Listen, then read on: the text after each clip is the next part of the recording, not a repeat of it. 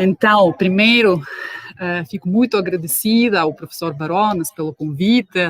Estou muito feliz por estar aqui, finalmente, depois de um par de anos de colaboração. Já temos colaborado em diversas ocasiões.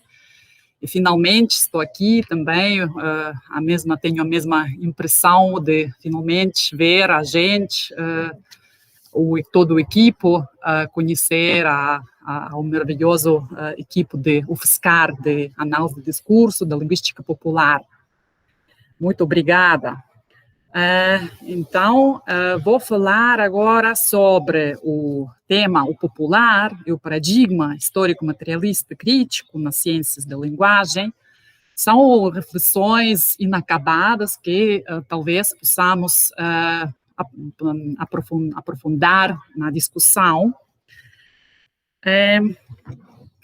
A estrutura é esta.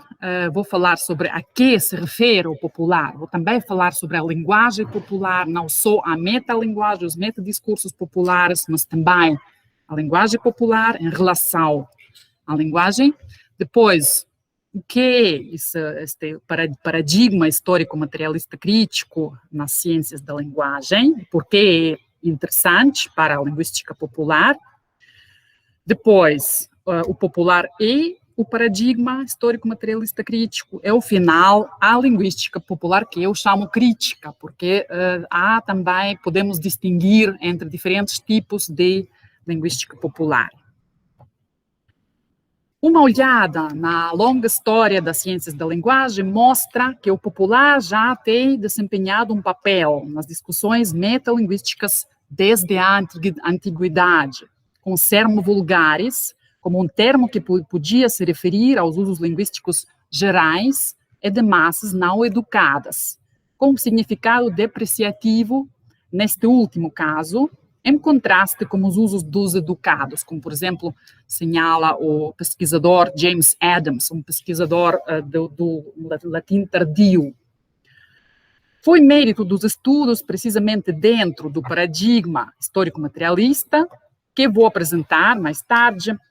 Foi mérito destes estudos mostrar que este contraste se baseia em relações de poder.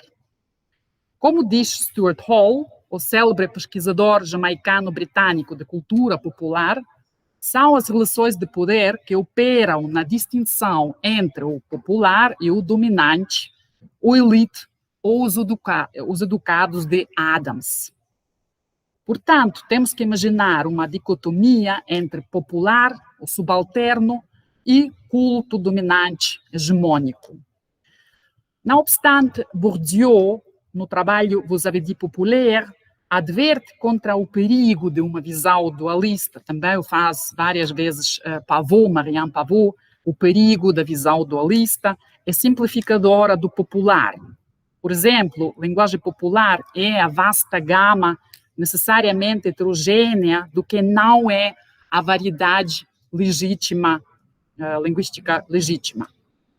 Esta última corresponde a determinados usos linguísticos dos grupos dominantes. É o caso da noção de linguagem popular, diz Bourdieu, que, como todos os termos na mesma família, como cultura, arte, religião popular, só é definida em relação como o conjunto do que é excluído da linguagem legítima, entre outras coisas, pela ação duradoura de inculcação, imposição, acompanhada de sanções exercidas pelo sistema escolar. Deduzimos que o povo e o popular se definem com base numa hierarquia de valores e mecanismos de exclusão. É tudo que não se associa com o legítimo, oficial e autorizado. Nesse sentido, a noção de povo coincide com subalternos, que podem ser definidos como o agrupamento heterogêneo da população não elite, cuja composição é determinada pelas condições da região e do tempo, segundo Spivak. Mas este agrupamento heterogêneo é precisamente vasto a qualquer época. São mulheres, são crianças, são minorias étnicas, camponeses, criminosos, muitos grupos inumeráveis. E muitas vezes a linguagem popular, no sentido da linguagem do povo, se define prototipicamente como o que está mais distante da norma legítima. Então, o popular na linguagem é, no primeiro lugar, como o povo fala, a linguagem do povo. O objetivo de pesquisar os usos linguísticos populares reais levanta a questão de metodologia. Como se obtiveram e como se obtêm os conhecimentos sobre o tema.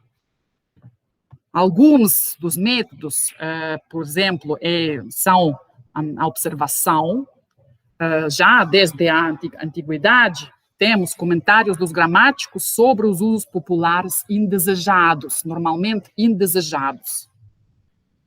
Outro exemplo, um exemplo paradigmático, é o interesse pelo latim vulgar na romanística do século XIX, no contexto de romantismo. É significativo que, sob o latim vulgar, foram subsumidas não apenas formas linguísticas dos grupos subalternos, mas também o latim informal, regional, tardio, falado e espontâneo, vários tipos deste latim. Um método importante neste contexto histórico foi a reconstrução dos lexemas ou construções sintáticas históricas com base nas modernas línguas românicas. A reconstrução, outro método. No século XX, representantes do povo já tomam a palavra, mas também de uma forma mediada.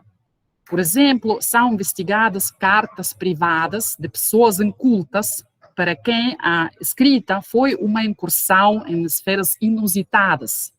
São realizadas depois entrevistas sociolinguísticas, mas também as entrevistas são influenciadas pela interação com a pesquisadora ou com o pesquisador. E como regra geral, o resultado foi uma visão aproximada que gerava certas representações estereotipadas de intelectuais sobre a linguagem do povo. Estas representações sobre a linguagem do povo podem ser de dois tipos. Pode ser uma abordagem meramente descritiva, como é a linguagem do povo, mas geralmente com indicações implícitas sobre valores e normas. Por exemplo, normalmente com implicações depreciativas. E depois também pode ser uma abordagem deontica, como tem que ser a linguagem do povo, como referências explícitas a valores e normas, no contexto de políticas linguísticas, educação linguística. Tenho aqui alguns exemplos históricos, não exatamente do âmbito da linguística, são citações de intelectuais, de escritores não gramáticos, que representam estes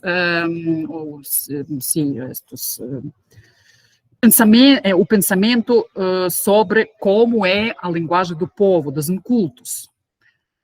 Juan Manuel, na obra El Conde Lucanor, no século XIV, usa romance como valor semântico da linguagem dos incultos, toda uma linguagem, então, a forma de linguagem, o romance se associa já com pessoas incultas, ou seja, aqueles que não sabiam o latim, a língua das elites, dos intelectuais.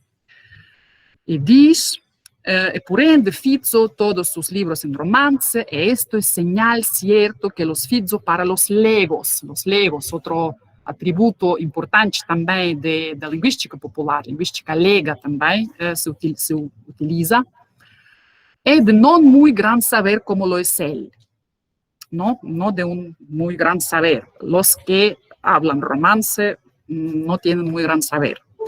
E por esta razón, los que fazem o mandam fazer algunos libros, mayormente en romance, que es señal que se fazem para legos, otra vez, que no son muy letrados, no los deben hacer de razones ni por palabras tan sutiles que las oyeren no las entiendan o porque tomen duda en lo que oyen. É dizer, para estas pessoas leigas que só podem ler em romance, e não em latim, as palavras não podem ser sutis, têm que ser mais simples, mais acessíveis. Outro exemplo é de um jesuíta, outro intelectual, Francisco José Sánchez Labrador, do século XVIII, que no contexto do trabalho missionário colonial, nas reduções jesuítas do Guarani, depois já do seu exílio na Itália, ele compõe a enciclopédia El Paraguai Cultivado, onde também fala sobre, revela as suas representações sobre os saberes ou as capacidades cognitivas reduzidas dos indígenas. No contexto colonial, então, y dice, pero quien no ve que este primer modo no está acomodado a la cortedad bastantemente común de la gente de campo y mucho más a las cortes luces de los miserables indios americanos, sin exceptuar en este particular nación alguna recientemente convertida a la Santa Fe, etcétera, etcétera, dice, en gracia pues de estos, ¿no? Para estos tomo el trabajo de reducir a términos más llanos, parecido a otra citación, y perceptibles los preceptos y reglas de la agricultura, etc. Outra vez, os indígenas não percebem a linguagem culta. Sánchez Labrador utiliza primeiramente as metáforas do iluminismo do século das luzes de corta idade e cortas luzes para se referir à incapacidade cognitiva construída como natural dos índios, entre aspas, miseráveis, em menor escala da população rural em geral. Embora o objetivo de sua atividade fosse também humanista, ela solidifica assim os estereotipos contra os índios, os indígenas etnizados que surgiram durante o colonialismo espanhol. Um exemplo atual é também, não exatamente do âmbito da linguística acadêmica, representa a linguagem clara.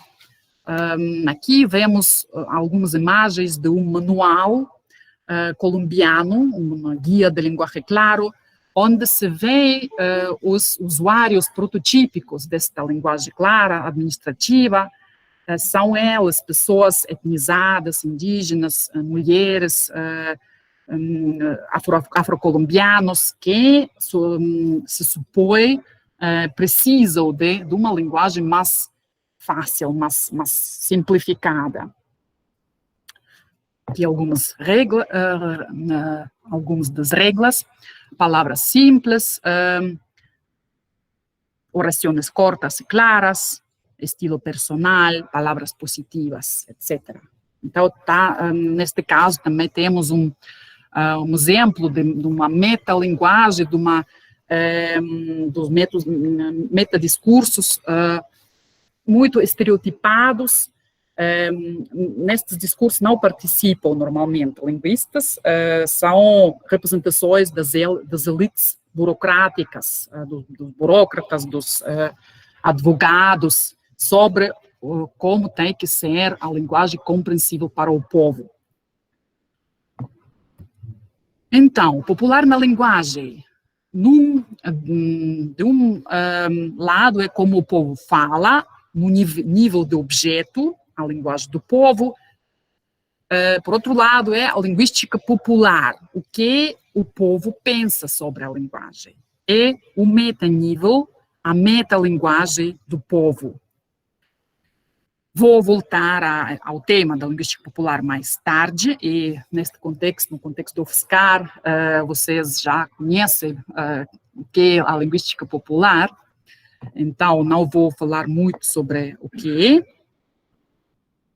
Vou agora falar sobre o paradigma histórico-materialista crítico nas ciências da linguagem, como uma tabela bastante reduzida para ver que outros paradigmas têm e como podemos contrastá-las, com alguns exemplos. A tabela poderia ser ampliada facilmente. Então, objetivismo, cognitivismo, materialismo, idealismo convivem ainda na linguística, e então, tem uma orientação diferente. O objetivismo e o cognitivismo se orientam para as ciências naturais, tradicionalmente. O materialismo e o idealismo se orientam para as ciências sociais e humanas. No objetivismo, falamos da ausência dos falantes. As falantes não têm nenhum papel, se excluem do âmbito da linguística. No cognitivismo, no centro, está o organismo humano individual, que se investiga. No materialismo, é a sociedade. No idealismo, é a criadora, o criador individual, está no centro. Depois temos diferentes exemplos de subdisciplinas, de âmbitos, como gramática estruturalista, é claramente objetivista, gramática gerativa é cognitivista, sociolinguística, linguística do discurso, normalmente se colocam ou no materialismo ou no idealismo. E no nível histórico, temos no objetivismo a gramática histórica, o resto não interessa, são as regras de evolução das línguas. No cognitivismo é gramática histórica cognitiva.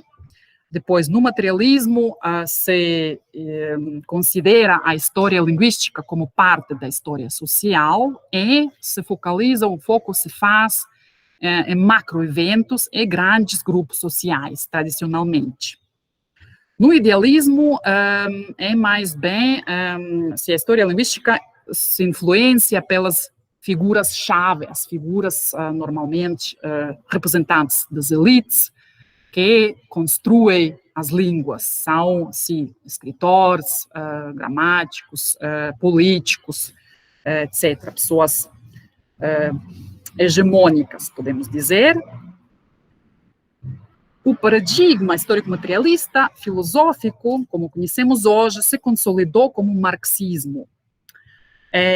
Os primeiros trabalhos linguísticos realmente marxistas foram escritos na jovem União Soviética. As abordagens dentro deste paradigma de tradição marxista incluem teóricos soviéticos como Rosalia Shor, Valentin Voloshinov e Mikhail Bakhtin, autores italianos como Antonio Gramsci e Ferruccio Rossellini.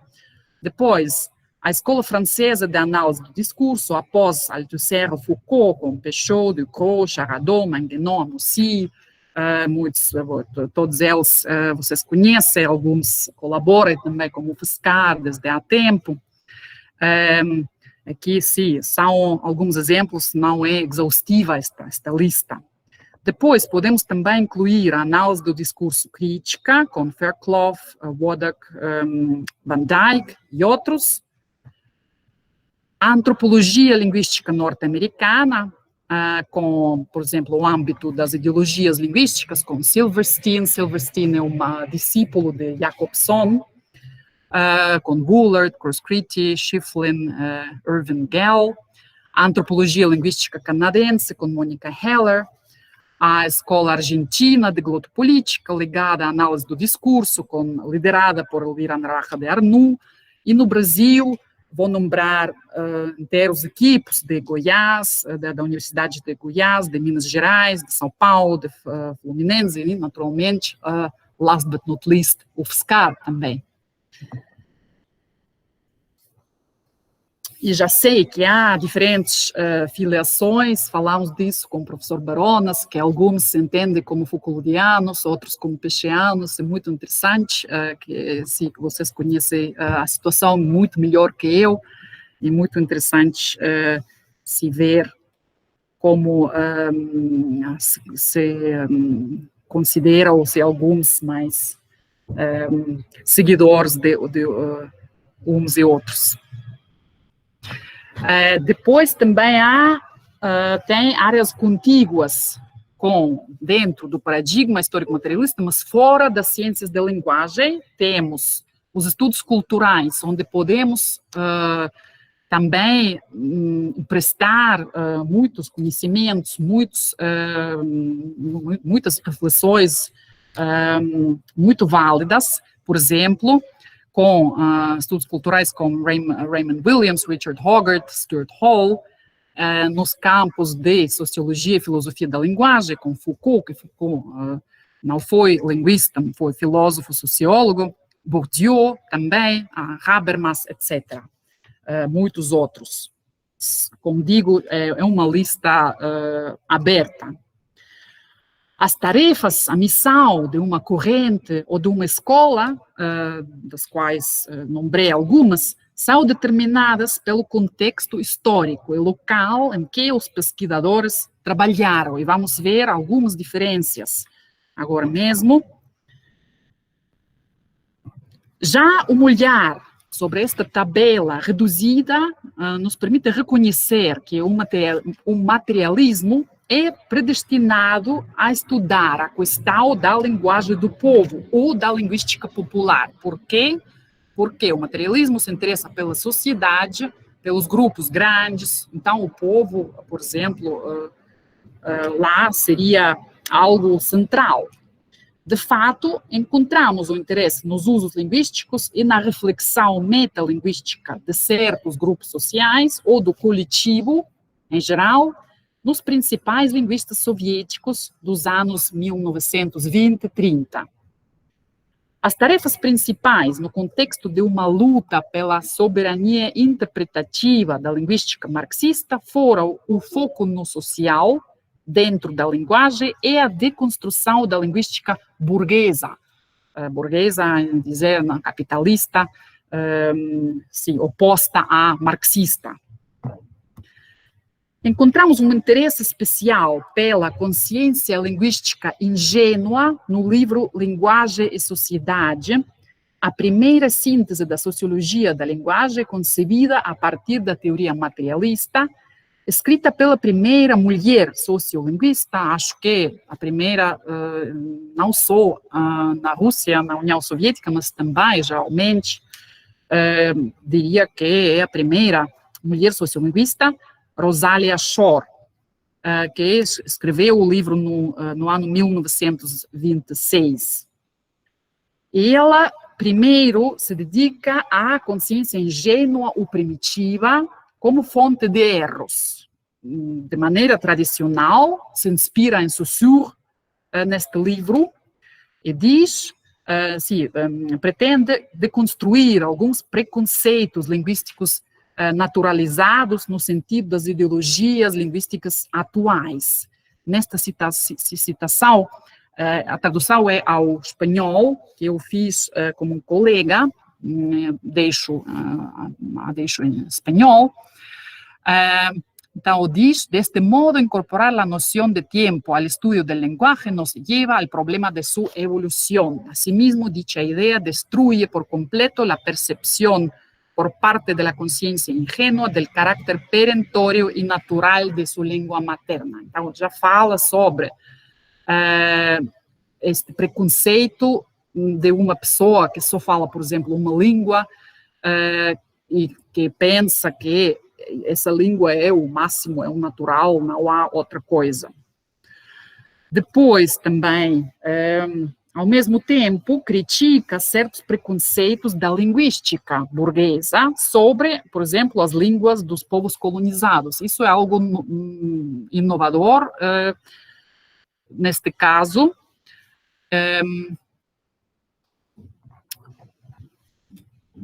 Nesta citação, se refere a las obras populares de lingüística suelen contener observaciones sobre la incapacidad del pensamiento salvaje para generalizar los procesos lógicos, etc. Fala sobre esta presunta incapacidade dos povos indígenas de conceptualizar o seu mundo de uma certa maneira, e diz que não é algo essencialista, não é porque eles são selvagens, mas é porque isso se explica pelo papel produtivo de cada grupo linguístico. Mas, em geral, podemos dizer que a sua visão neste livro do coletivo é muito conservadora. Segundo ela segue a Saussure, e repete que o coletivo, assimilando inconscientemente um sistema complexo e diverso de signos linguísticos, é incapaz de discutir sobre ele. La unidad con el pasado priva al presente de la libre elección, hablamos así porque se ha hablado así antes de nosotros. Isso poderia ser dito por Saussure. Ela o repete, mais tarde critica esta posição. Já no processo de evolução da linguística marxista soviética, vê que é um perigo falar do coletivo linguístico como imutável, como conservador unicamente, porque isso contradiz o objetivo na União Soviética de reformar a linguagem, de reformar, transformar a sociedade. Nesta citação, diz, mucho más peligrosa es la otra posición adoptada en la lingüística de Europa Occidental por la Escuela Sociológica de Saussure, que consiste precisamente en afirmar la completa impotencia, la completa pasividad del individuo en la historia del lenguaje, en la creatividad lingüística de la colectividad, etc.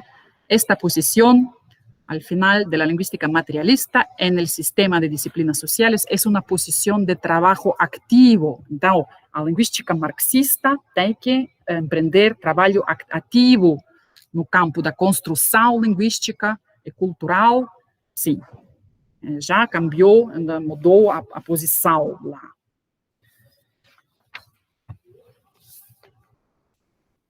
O maior promotor do popular na União Soviética é, sem dúvida, Mikhail Bakhtin, que no trabalho A Obra de François Rabelais é a cultura popular na Idade Média e no Renascimento de 1965, o trabalho já é dos anos 40, então, mais antigo da sua publicação, e Bakhtin se dedica à cultura popular carnavalesca e de riso neste livro.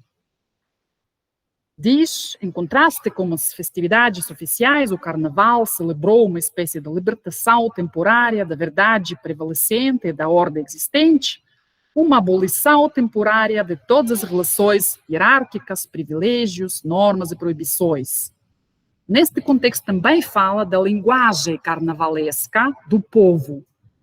Associa como popular o elemento material corpóreo como oposto ao idealismo abstrato, a qualquer reivindicação de significado desprendido e independente da terra e do corpo.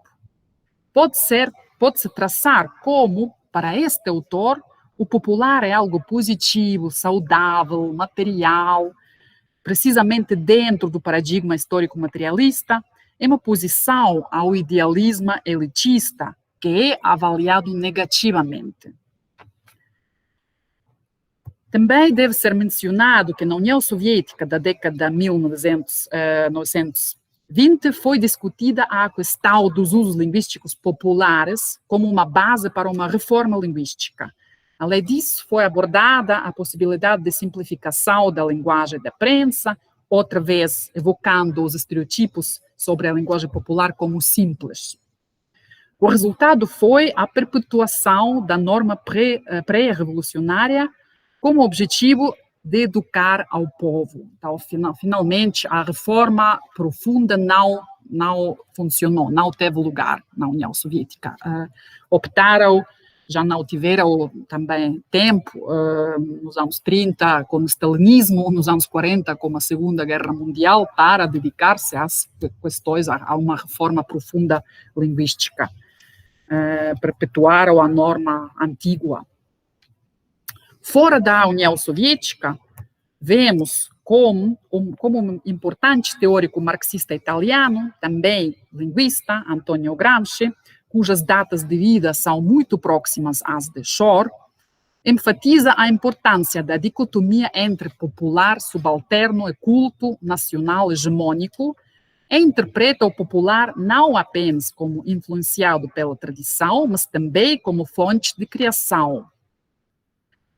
Também nesta esfera, escreve, moralidade do povo deve ser feita uma distinção entre diferentes estratos. Aqueles que são fossilizados e refletem condições de vida passadas e são, portanto, conservadores e reacionários, e aqueles que são uma série de inovações, muitas vezes criativas e progressivas, trazidas espontaneamente por formas e condições de vida no processo de desenvolvimento, e que são contraditórias ou meramente diferentes da moralidade dos estratos dominantes.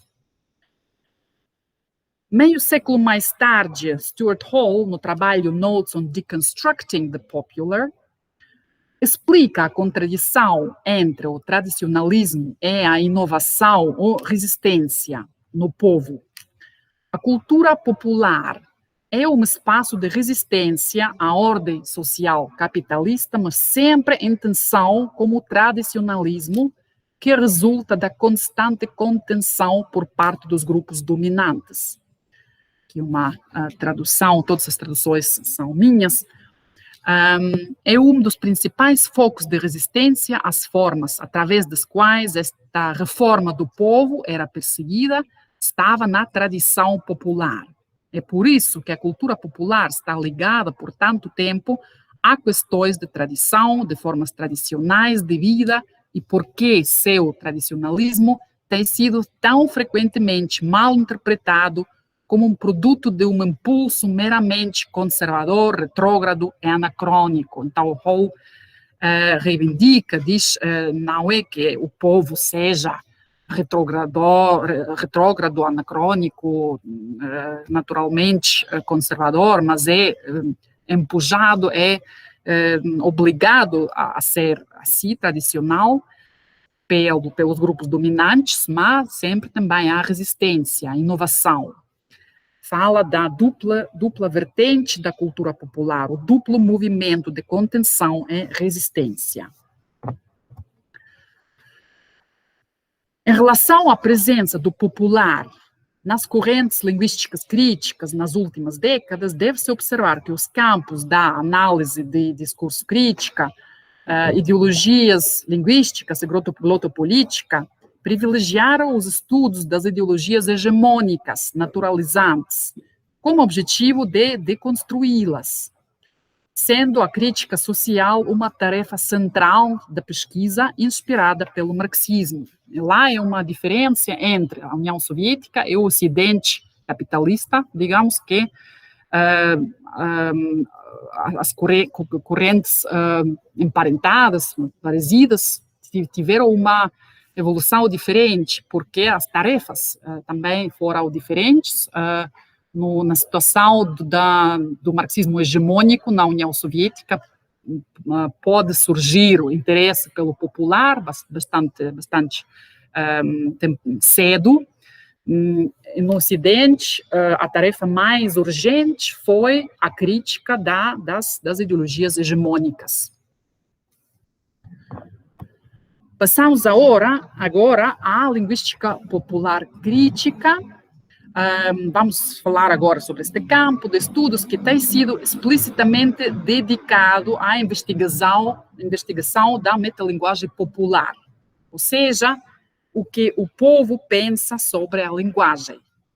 Ao mesmo tempo, este campo está situado dentro do paradigma histórico-materialista, né? A linguística popular crítica. Na história não muito longa da linguística popular, como um campo de estudos, a dimensão de crítica social já está presente em Shor como precursora, Königswald como o fundador, e Niedzielski e Preston como importantes representantes que interpretaram algumas crenças linguísticas populares como preconceitos na raiz da injustiça social. Aqui escreve Do ponto de vista científico, as crenças populares sobre a língua são, na melhor das hipóteses, mal-entendidos inocentes de linguagem. Talvez apenas pequenos impedimentos à instrução linguística introdutória. É um ponto de vista que eles criticam. Ou, na pior das hipóteses, as bases do preconceito, levando à continuação, reformulação, racionalização, justificação e até mesmo ao desenvolvimento de uma variedade de injustiças sociais. Lá também está presente esta consciência da injustiça social. Entretanto, poderíamos falar disso na discussão, parece que muitos estudos da linguística popular, em geral, lá a dimensão crítica não foi dominante. Há um número de estudos críticos, mas seria interessante fazer um estudo quantitativo para ver se que tipos de visões em diferentes países houve e ainda há. Entre os atuais representantes da linguística popular crítica, a mais destacada é a francesa, que já conhecemos bem, Marianne Pavot, que juntamente com a Charbel, vou repetir e nombrar as mesmas obras que já nombrou o professor Baronas, que editou no ano 2008 uma edição especial da revista Pratique, Linguistique Populaire. Os dois autores falam como um ímpeto democratizador de la linguistique hors du temple, fora do templo.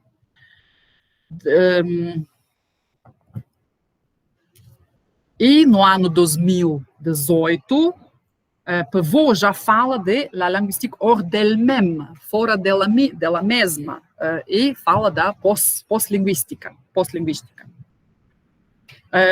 Diz que a renovação dos estudos sobre linguística popular, levando em conta os pontos de vista dos falantes e suas experiências de vida, faz parte de um vasto movimento de descentralização que está atualmente permeando as ciências humanas e sociais.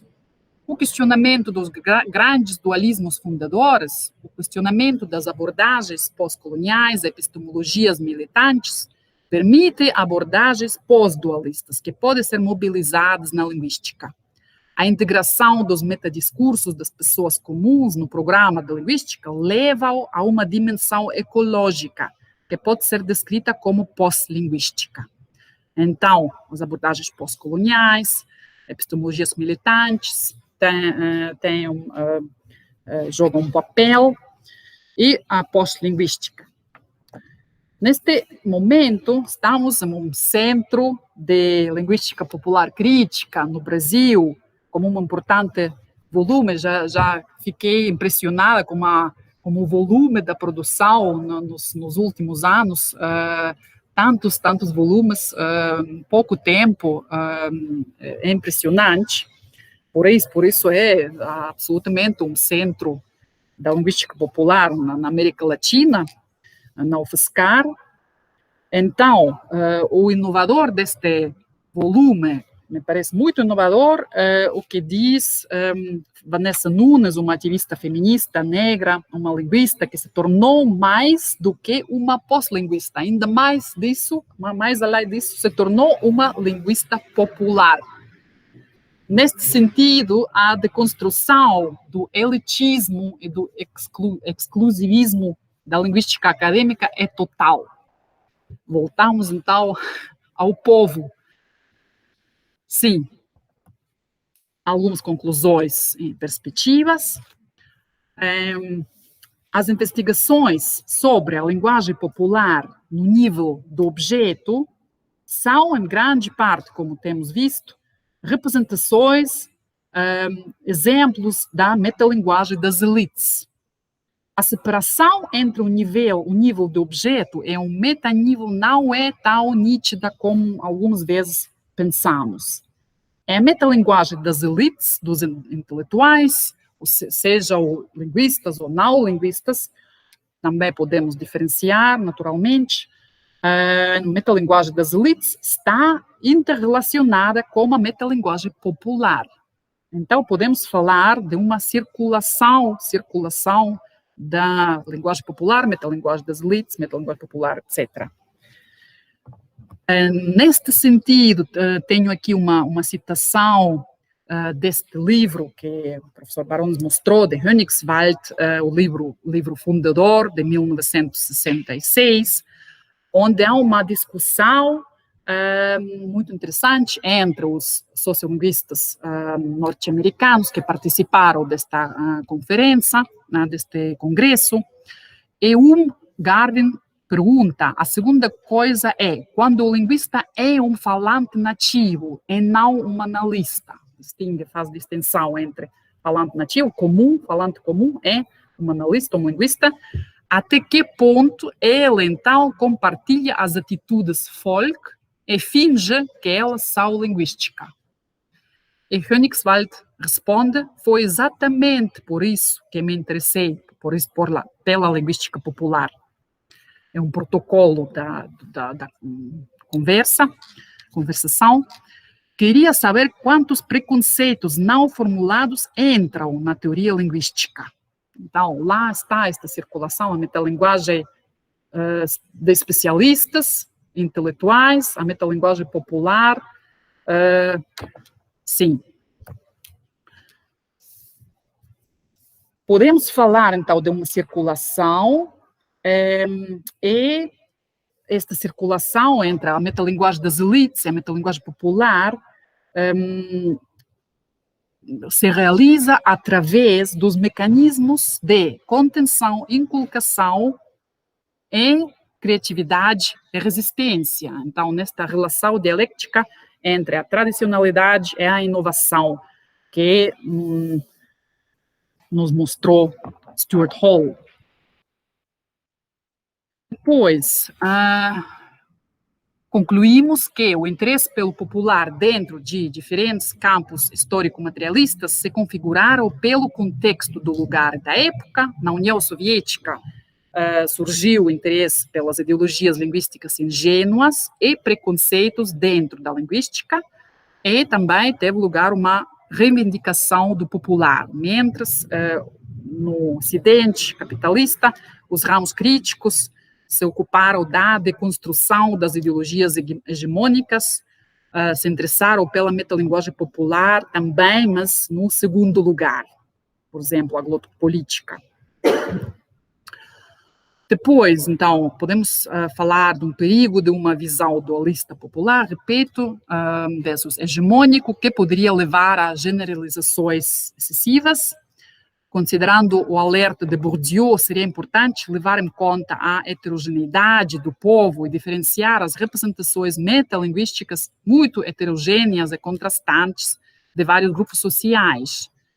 Ao nível de metodologia, deveríamos fazer mais microestudos, menos mediados do que sucedia antes ou mediados de outra maneira.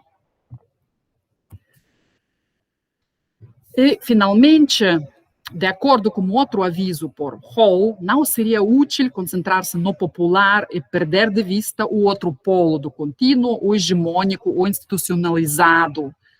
Como diz Hall, escrever uma história da cultura das classes populares exclusivamente de dentro dessas classes, sem compreender as formas como elas são constantemente mantidas em relação às instituições de produção cultural dominante, não é viver no século XX, no século XXI também. Muito obrigada, e agora podemos discutir.